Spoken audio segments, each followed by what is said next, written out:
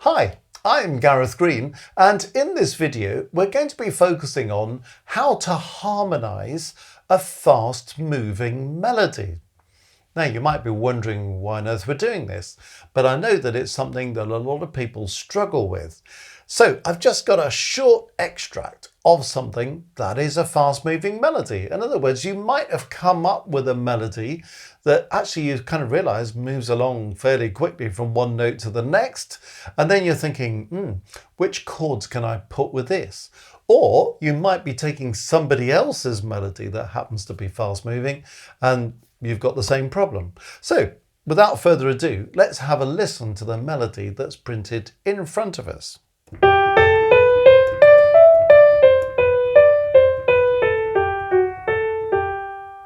Okay, well, if you hear that melody, it's perfectly possible that you could have a melody going along like that. Now, one danger here is that we're going to look at it and think, okay, I've got to find a chord that fits the first note G, and then a chord that fits the second note A, and a chord that fits the third note B, and so on. And so we end up putting a different chord on every single note, which could sound something like this.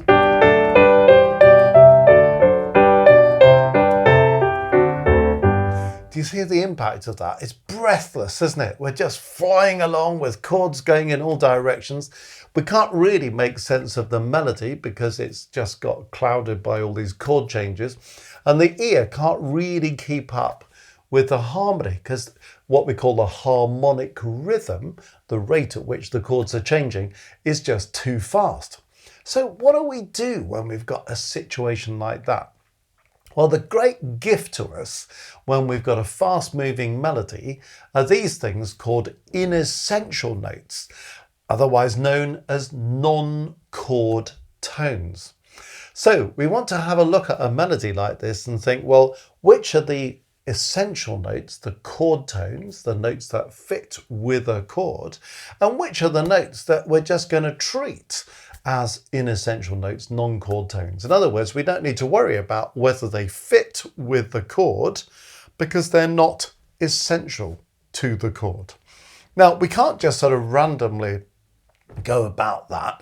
We've got to think about what are the options for these non-chord tones or these inessential notes.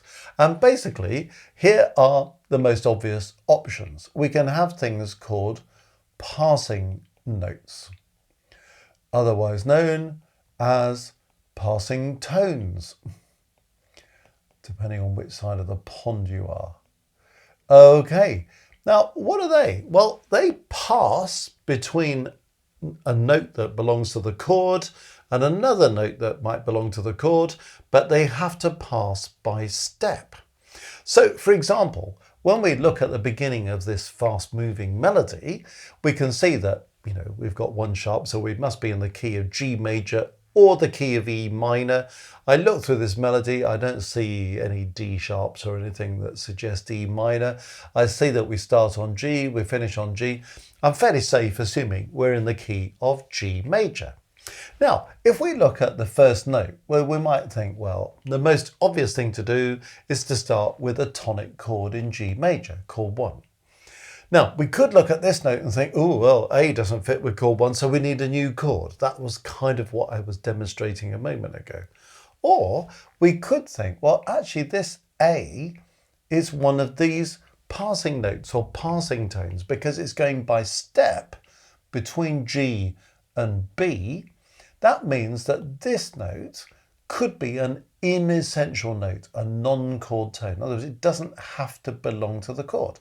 And that A is a passing note or a passing tone because G is one side of it, B is the other side of it. As long as it goes by step, that's absolutely fine. Now, what this means is that I could have one chord that fits this note and fits this note. Chord 1 has got a G and a B in it. And then I could say, well, the A is a passing note or a passing tone. I could also say the C is a passing note or a passing tone.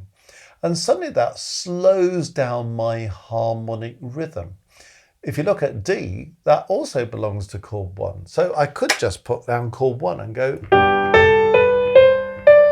And suddenly I've got this fast moving melody and my harmonic rhythm is now much, much slower, isn't it?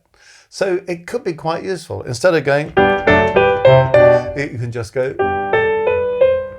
and then suddenly you hear the melody flowing along. It's fast moving, but it's more kind of flowing. We get more definition in the melody and we haven't got this crazy kind of harmonic rhythm going on underneath. Okay, now other things that we can use these things called auxiliary notes.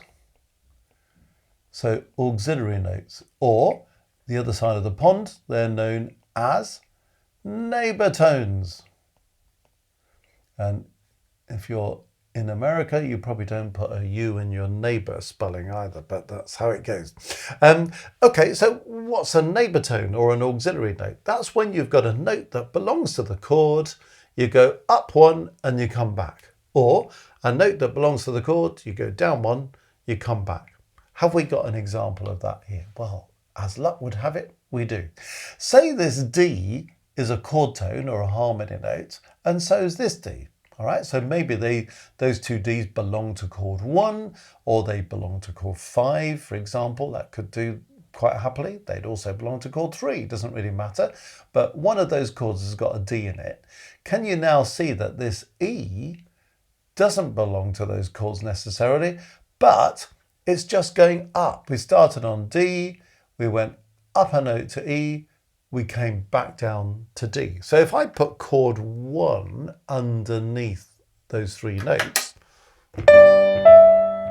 you can hear E doesn't belong to chord 1. It's an inessential note or a non-chord tone, but that is an auxiliary note or a neighbor tone. If I put chord 5, it would do the same thing.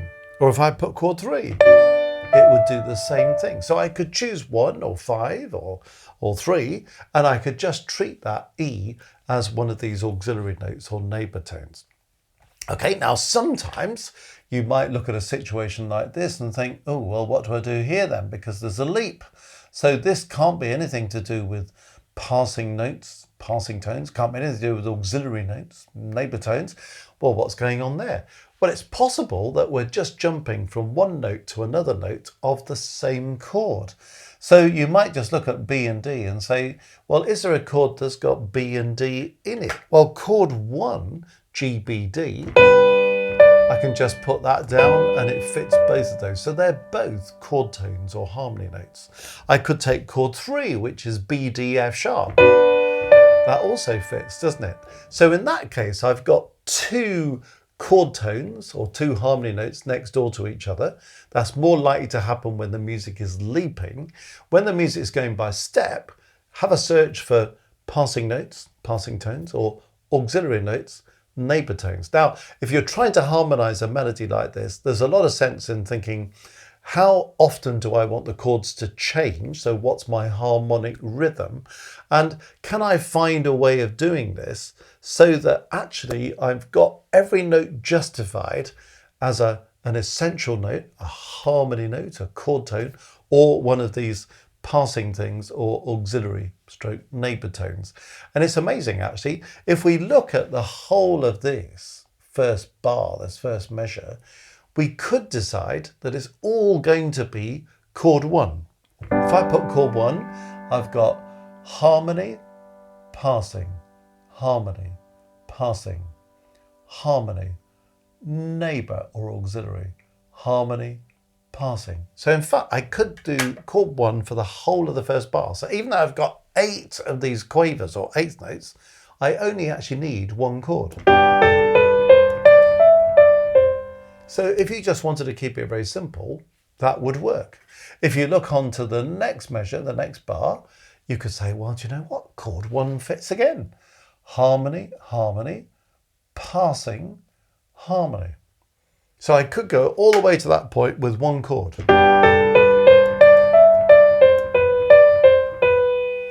Isn't that amazing? And I'm going to come back to chord 1 at the end for that G probably. So maybe I just need another chord for this little lot. Well, it looks to me as if because of this leap, F sharp and A must belong to a chord. So F sharp and A Well, that's the root and the third of a chord 7.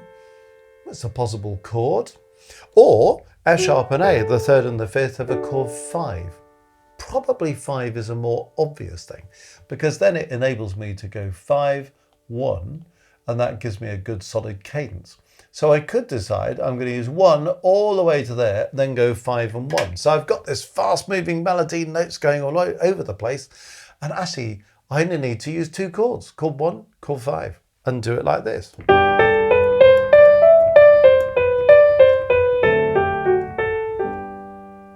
I used a 5-7 just for a bit more variety there, but it could be as simple as that. But you might think, well, it's a little bit boring. The harmony's not really moving very fast at all now. Okay, well, can you make some other chord decisions? You could decide that this fits with chord 1. And then when you look at this, actually that fits with chord 5. And then you could come back to chord 1 and then come back to chord 5 and finish on chord 1. So we could just alternate chord 1 with chord 5.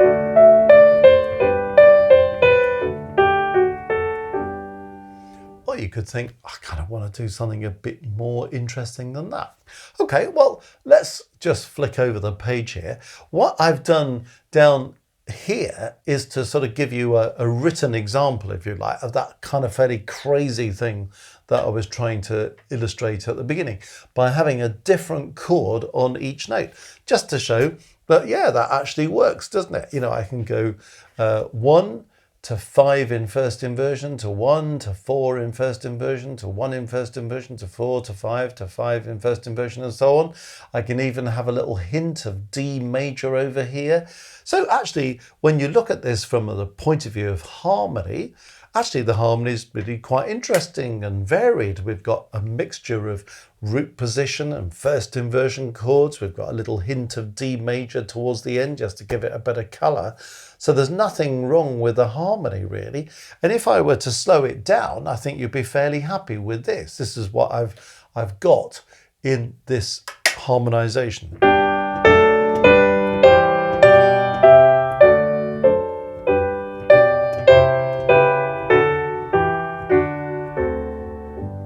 Sounds all right, doesn't it? But if you speed it up, it starts to sound a bit manic.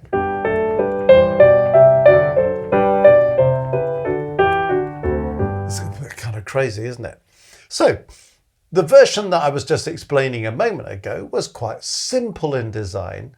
The one we just looked at now is a bit crazy in design. Is there something in between? Well, that's what I'm kind of suggesting here, that you might just sort of mix and match those two extremes to find something in the middle that kind of works. So let's have a little look at what I've actually done up here so you can kind of see, well, you know, what's the chord scheme and so on. I've started with the chord 1, but then instead of just sticking with the chord 1, I've changed to chord 6. So remember a moment ago we were thinking chord 1 fits all this. Okay, well, what happens if I go 1, 6? You see what I'm doing now? I'm trying to do something in between where I've not got a chord that's holding on forever. I've not got chords changing every single eighth note, every single quaver.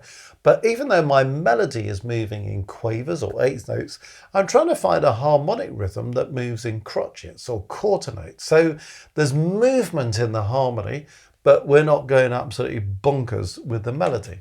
So you see that even though you can look at this in terms of what's harmony, what's passing, what's neighbour, you can also think there are opportunities to change the harmony as we go a bit. So I've then gone on to chord 5. We talked about that possibility. Instead of just sitting on 5, I've thought, well, let's move on to 5 in first inversion. So a 5B or a 5/6, whichever way you know it. And then I've come back to chord 1. So you see, it's not a million miles away from where we started. So far, all we've added to our 1 and 5 mix is that chord 6 near the beginning. But then I'm just thinking, well, we could change here and have a chord 4. And then we could go on to our 5 here. And all I'm doing here is sticking with 5, but letting the bass jump down an octave, moving the tenor part a bit, and finishing on 1. So it's not an over-complicated scheme, but this time I'm not limiting myself to 1 and 5. I've got a touch of 6, a touch of 4 in there. I've got a first inversion chord as well. I've got a chord near the end, those 2 chord 5s where we've got the same chord twice, but we're allowing the parts to move. What does that sound like?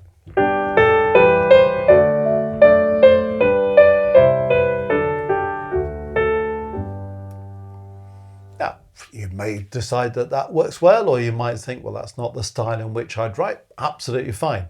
But I hope what I'm trying to illustrate is the danger of working with a fast-moving melody, but I'm trying to say it in such a way so as you don't kind of prevent yourself from working with a fast-moving melody, because sometimes you want a fast-moving melody. Sometimes you want a fast-moving melody with very simple harmony.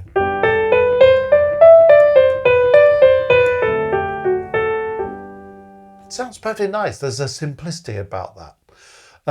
Sometimes you might want something a bit more kind of fast moving, but I don't think you'll be wanting to do this stuff. It's just kind of like a kind of harmonic pneumatic drill, isn't it? Whereas something in between is what I'm proposing here.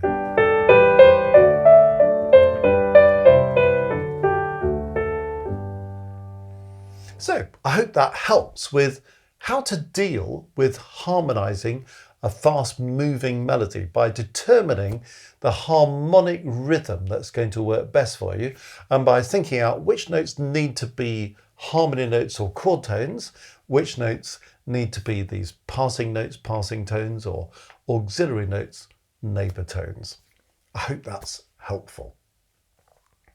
Well, if you've found this video useful, let me point you to the Music Matters website, www.mmcourses.co.uk. In particular, if you click on our courses, you'll find a whole series of theory courses. Now, if you've got your kind of fundamental theory knowledge in place, go straight to the advanced theory bundle and you'll discover a lot of stuff on the lines of this video where we're really thinking about harmonizing things, completing the skeletons of scores, thinking about how to deal with these inessential notes, thinking about choice of chords, thinking about more colourful chords, thinking about figured bass, thinking about analysing pieces of music, writing melodies as well as writing chords. So this would all flow on from this very nicely. If you're thinking, actually, my theory knowledge is a bit more limited, well, you might want to go for the 1 to 5 bundle or the 1 to 8 bundle, because starting at level 1, we're just doing all the basics of theory, building up to grade 5. And then from grade 6, we're really applying that to this kind of situation. So there's a particular recommendation. Lots of other things on the website too. www.mmcourses.co.uk.